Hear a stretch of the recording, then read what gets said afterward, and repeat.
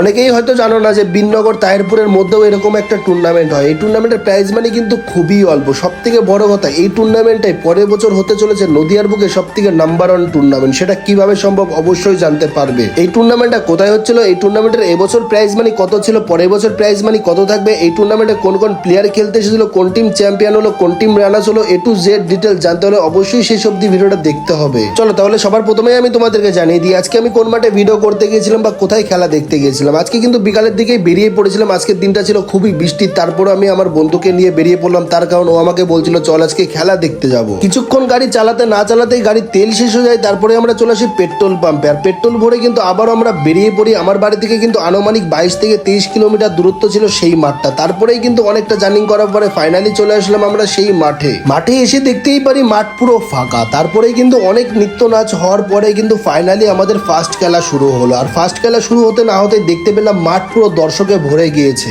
যাই হোক, এবার তোমাদেরকে মেন জিনিসটা জানানো যাক। এবছর এই টুর্নামেন্টে প্রাইজ মানি ছিল চ্যাম্পিয়ন 60,000 টাকা এন্ড রানার্স আপ 40,000 টাকা। ভাবছো অনেকটাই কম, হ্যাঁ অনেকটাই কম, বাট পরের বছর কিন্তু একটা চমক তোমরা দেখতে পারবে। সেটা নদিয়া জেলার নাম্বার ওয়ান টুর্নামেন্ট হতে চলেছে। কারণ পরের বছরে কিন্তু এই মাঠে এই সেম গ্রাউন্ডে প্রাইজ মানি থাকবে চ্যাম্পিয়ন 3 লক্ষ টাকা এন্ড রানার্স আপ 2 লক্ষ টাকা।